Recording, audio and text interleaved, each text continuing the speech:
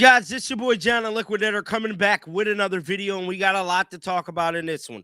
So, yesterday I did a video unknowingly that Deshaun Watson and Dillon Gabriel actually showed up to practice. Now, here's where things went left, right? Well, the Cleveland Browns posted them, but they didn't post them on any other social media sites. So, that being said, to me, from the outside looking in, Cleveland Browns don't give a damn about Deshaun Watson and Dillon Gabriel because guess who was the first face on their damn Twitter account? SHEDEUR, which led me to believe they don't care about them two knuckleheads, man. They only care about SHEDEUR. Now, with that being said, do I believe that the Browns did this on purpose? Yes, they definitely did it on purpose. Why do you say that, John the Liquidator? Because they did that to do what I did yesterday, and that is create a bunch of chatter that they didn't show at the practice when all in actuality, they really did. So this is what the Browns put on their social media account yesterday, and this was SHEDEUR. So if you click on this post right here, right? Who do you see? SHEDEUR. Let me get it pulled up. So they did a whole thing, right? They did a whole thing yesterday. Off-season workouts. SHEDEUR. 30 damn photos. And all 30 photos, right? There is no Deshaun Watson and Dillon Gabriel at all in these photos. Now, before it was announced to me that them knucklehead fools actually did go. So I had to go long and hard. And as you guys can see here, I'm searching site. Ain't nothing on here.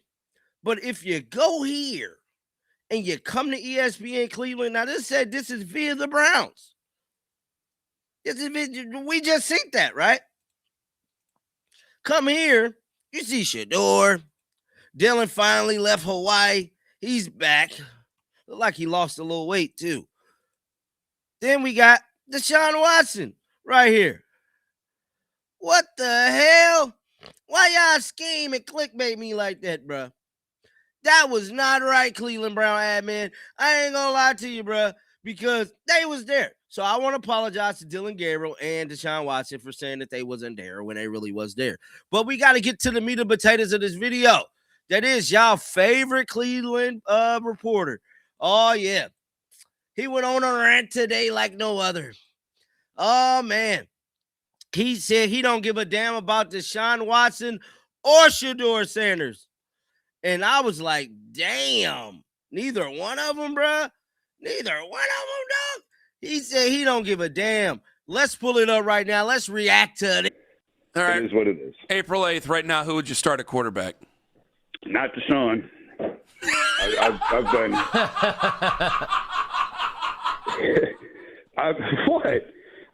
I've been consistent on that. Like, listen, I knew you were going to get me on this quarterback thing. I told you yesterday. I texted you yesterday. You're going to make me talk about these freaking quarterbacks again. Hell yeah, I am. Hell yeah. I want to see your mentions. I want to see you get cussed out. Well, then you tell me what they are because I don't even look at them. When I've been consistent on this from the start, I see no upside in playing Deshaun. None. Zero. Why? Okay, he goes out and looks moderately decent again. You're going to sign him to another extension? God, I hope not. So what are you doing? Like, you guys know where I am with SHEDEUR, but if you're making me pick between SHEDEUR and Deshaun, it's no contest. There's no comparison because I just don't see any upside to playing Deshaun unless SHEDEUR is unless it's not like unless like SHEDEUR just looks so awful that you can't trust him to go out on the field. I don't see why you would not play him. And I don't think either one of them is a long-term answer. I can't believe that the Browns are in this position that they're choosing between these guys. But regardless, here we are. You got to pick somebody. Well, this is galaxy brain for me. Like, I'm going to ask you a galaxy brain question here. Like, okay, Todd says he liked him, right? Okay. I'm going to hold him by his word. Yeah. Todd said he liked him. What if Todd who are you talking about? Monken.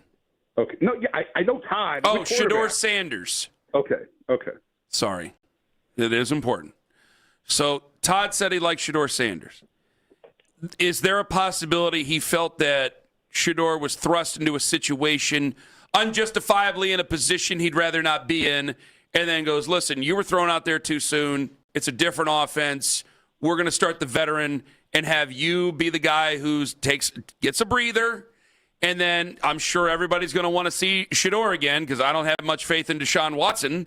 And so maybe he becomes I don't want to say hero, but he becomes the guy that everybody wants to see again in this case.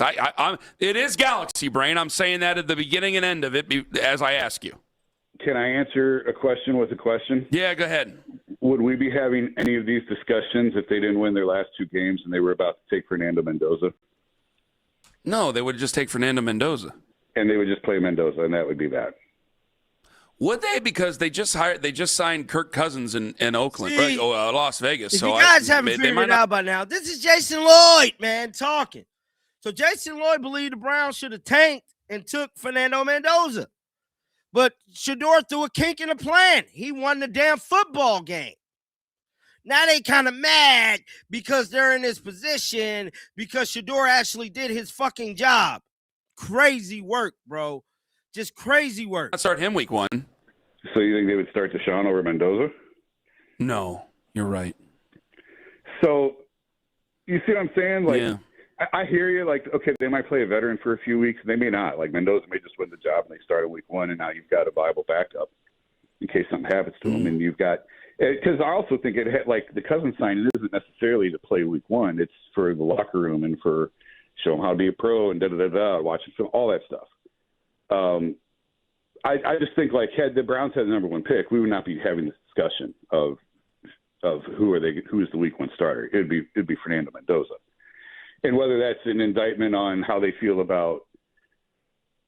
feel about SHEDEUR or whatever, that they're entertaining this idea of bringing Deshaun back, we'll wait and see. But listen, SHEDEUR didn't play last year because he wasn't ready to play last year. That's why.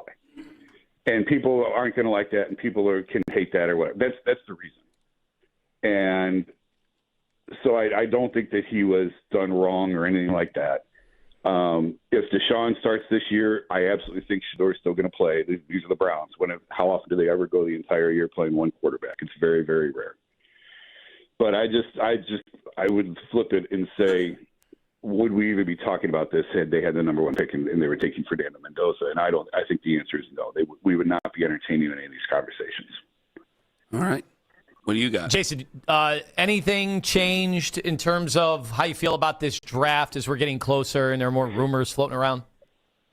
No, I was in Phoenix last week for the owners' meetings, and I just got the impression that, like, it's just not a great draft, top to bottom. It's just not.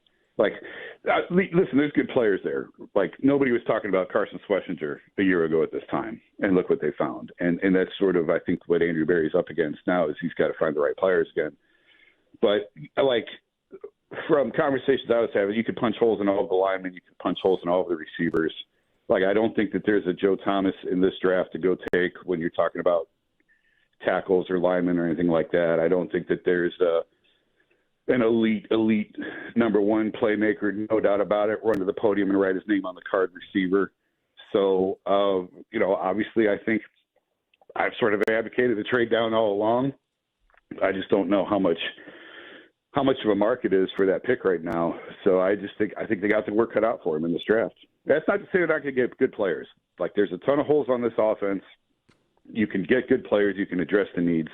I just don't know that there's elite level talent on the offensive side of the ball with what they need.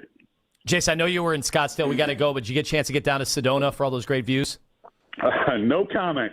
Nice try. Jason,